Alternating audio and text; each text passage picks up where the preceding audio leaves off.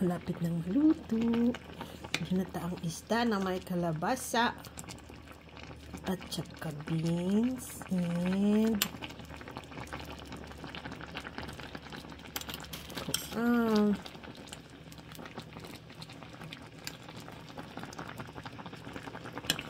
and pepper and malunggay.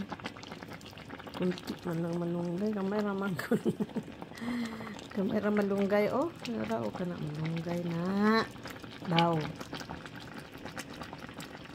Yummy. Natumot na. Sinuba nga isda. Sinuba pa niyo kang isda sa isda ni Charles. Kang pag-isabaw. November 1, 2025. Yung mga beans mga frozen.